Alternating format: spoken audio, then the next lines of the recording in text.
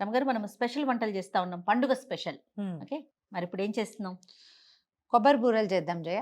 బియ్య పిండితోటి చేసే వస్తువు అంటే ఇప్పుడు తీపి వంటకం సంక్రాంతి పండక్కి చేసుకుంటాం. అవును, అరిసెలు చేసుకోవచ్చు, ఇవి కూడా చేసుకోవచ్చు. కొబ్బరి బూరెలు అరిసెలు కూడా. వీడియోలు ఉన్నాయి కాబట్టి అవి చూసి చేస్తారనుకో. అవును. కొబ్బరి బూరెలు చేద్దాం. సరే మనం ఒక అర కేజీ పిండి కొబ్బరి బూరెలు చేయదలుచుకుంటే 3/4 కిలో బియ్యం నానబెట్టుకోవాలి. ఓకే. బియ్యాన్ని కనీసం రాత్రి నానబోసి పొద్దునకి 10-12 గంటల పాటు బియ్యం నానాలి. కొత్త బియ్యం పోసుకుంటే చాలా బాగుంటుంది.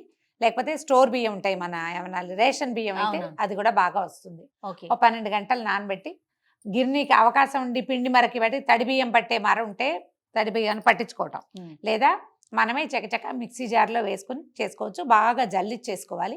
అర కేజీ చేయాలనుకుంటే 3/4 కేజీ బియ్యం పొయ్యాలి, అది లెక్క. అర కేజీకి 3/4 కేజీ. కేజీ. ఎందుకంటే అరకిలో బియ్యం అని అరకిలోనే పట్టించుకున్నాం అనుకో, పట్టుకుంటే పిండి చారిపోకపోవచ్చు. అవును, బెల్లాన్ని బట్టి ఉంటుంది. ఆ. కొంచెం ఒక చారెడు పిండి ఎక్స్ట్రా ఉండటమే మంచిది. సో మనం 1/2 కేజీనే చేస్తున్నాం. ఈ 1/2 కేజీ బియ్యానికి ఒక 1/4 కిలో కంటే ఎక్కువ, మామూలుగా కేజీ బియ్యానికి మనం అర కేజీ కంటే ఎక్కువ 3/4 కిలో దాకా 700 గ్రాముల దాకా బెల్లం పోస్తాం. ఓ, అంతే.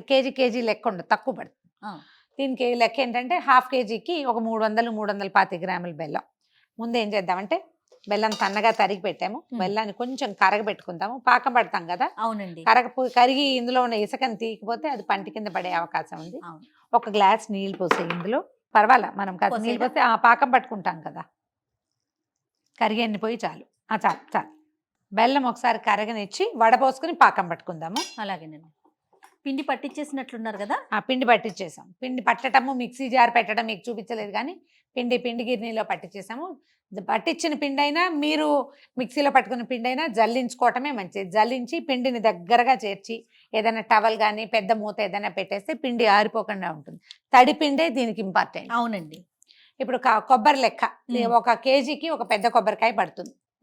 మనం 1/2 కేజీ పిండి చేస్తున్నాం కాబట్టి ఒక చిప్ప కొబ్బరి కోరి పక్కన పెట్టుకోండి. కాసిన ఏలక్కాయలు పొడి కొట్టి పెట్టుకుందాము. ఇదిగోండి, మనం కొబ్బరి కోరేసుకున్నాము. అడుగును కూడా తీసేసాము, అది బ్లాక్ అది కూడా. కూరంతో కోరితే అడుగు నలుపు రాకుండా ఉంటుంది.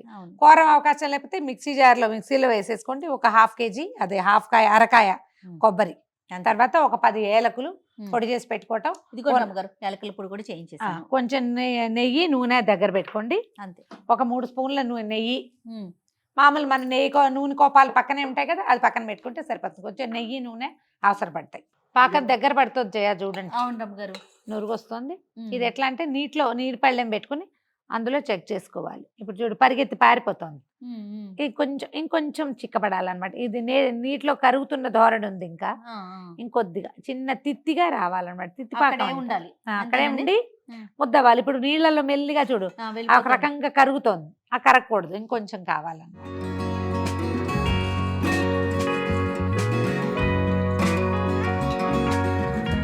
ఈ పాకం రావడానికి ఇది గుర్తు నురుగే. అంతేనండి. అది నురుగు కరెక్ట్గా వస్తుంది చూడు. ఇప్పుడు ఈసారి చూడు, కొంచెం దగ్గరకు వచ్చింది. ఇట్లా రావాలి, తిత్తి చూడు లేస్తోంది. అట్లా ఉంటే సరిపోతుంది. టంగు పాకం అక్కర్లేదన్నమాట.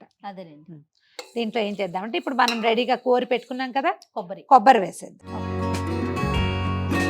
కొబ్బరి వేసేసరికల్లా పాకం కొంచెం లూజ్ అవుతుంది జయ, కొద్దిగా వదులవుతుంది.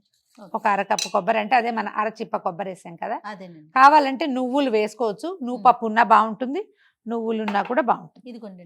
ఒక్కసారి కొంచెం దీన్ని కొంచెం 1 మినిట్ కొబ్బరిని ఉడకనిద్దాము.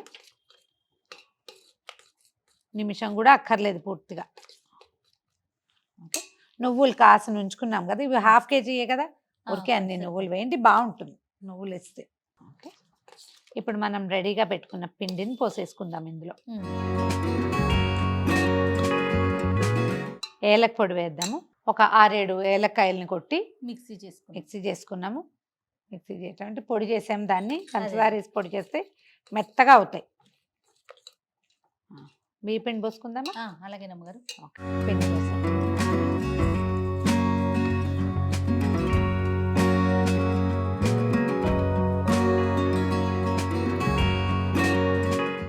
పావు కిలో పడుతుందా పడదా అనేది చూద్దాం. ఒక్కసారి నా చేతికి, నీకు దూరంగా పర్వాలా, అది పెద్ద గిన్నె కదా, అందుకని కరగబెట్టేటప్పుడు పాత్రలు పెద్దవి పెట్టుకుంటే మనకి వీలుగా ఉంటుంది అన్నమాట. బియ్యాన్ని బట్టి బెల్లాన్ని బట్టి పాకాన్ని బట్టి కూడా పాకము ఉంటుందా ఒక్కొక్కసారి బెల్లం తడిపి పడేసరికల్లా వదులు వచ్చేస్తుంది, కొన్ని బెల్లాలని రమ్మగారు? అవును. నమ్మలేమన్నమాట. అడుగున అంటకుండా చూడు ఒక ఉండభావకంగా కనపడుతుంది చూడు. అవునవును. మనం ఇలా దగ్గర తీస్తుంటే బాగుంది. ఇప్పుడు ఒక 3 స్పూన్లు 2 స్పూన్ల నెయ్యి ఇందులో, ఇంకొంచెం ఒక స్పూన్ చాలు. కమ్మని వాసన వస్తుంది, బాగుంటుంది ఇది. సరిపోయింది. అడుగు ఏమైనా అంటుతోందేమో చూసుకొని కదిపేసేసి స్టవ్ ఆపేద్దాము. దీంట్లో ఏం చేద్దామంటే ఇంకొంచెం నూనె కూడా వేసుకుందాం పైన. ఇది డ్రై అయిపోకుండా మనం ఒత్తేటప్పుడు పల్చగా చక్కగా స్ప్రెడ్ అవ్వడానికి అలాగే వీలుగా అన్నమాట.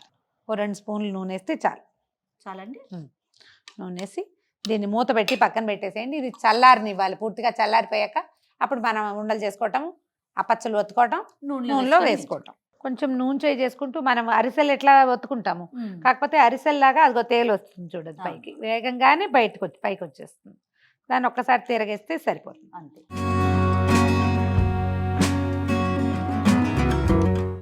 కాకపోతే అరిసెలకి మనం నెయ్యి కానీ నూనె కానీ ఉంటే ఒత్తుకుంటాము. ఈ కొబ్బరి బూరెలకి ఒత్తాం కదా రమ్మగారు? బూరెలకి మొత్తం వీటికి ఇలాగే.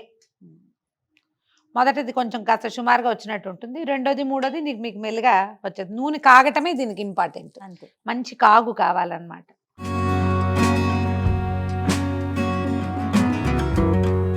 ఇద్దరుంటే ఒకళ్ళు వేయటం ఒకళ్ళు తీయటానికి బాగుంటుంది. మనం గుంట మూకుడు పెట్టాం కానీ వెడల్పాటి మూకుళ్ళు పెడతారు చేయ వీటికి. ఓ పక్క నుంచి వేసుకుంటూ ఇంకో పక్క నుంచి తీసుకుంటూ ఉంటారు. తీసి చక్కగా కలర్ వచ్చింది చూడు, అదే దాని రంగు. ఇంకొంచెం నూనె ఓడిపోవాలన్నమాట. కాస్త పెద్దది ఇది పెట్టుకుని జాలి పెట్టుకుని నూనె ఓడి చేసేయటం, ఎక్సెస్ నూనెని మనం టిష్యూ తోటి తీసుకోవటమే. దీన్ని ఒత్తే పని లేదు, ఇంకా దాన్ని కూడా తిరగేయాలి. తిరగేదాన్ని ఆ రంగు రాకుండా తీయాలి. చక్కచక్క రెండేసి చొప్పున చేసేస్తాను. కొంచెం నూనె కాగిన కొందికి స్పీడ్గా వచ్చేస్తాయి, స్పీడ్గా వచ్చేస్తాయి కూడా అవి.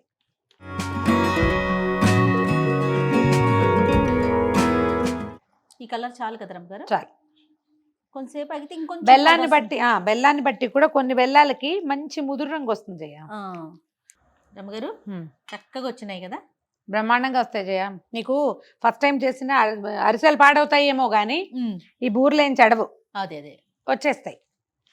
కొంచెం కలర్ అంటే బెల్లాన్ని బట్టి అంటారా? ముదురు అది కూడా కాకుండా మనం తెల్లగా తీసిన పిండి వేగదు, కొంచెం ముదురు రంగు రావాలి. మనం తీసిన దానికంటే ఆరాక ఇంకొంచెం ముదురుతుంది రంగు, కాస్త ముదురు రంగులోనే ఉంటాయి కొబ్బరి బూరెలు. నిలవ ఉంటాయి జయ చక్కగా. అవును, నిలవ ఉంటాయి, రుచిగా ఉంటాయి. సో సంక్రాంతి స్పెషల్ కొబ్బరి బూరెలు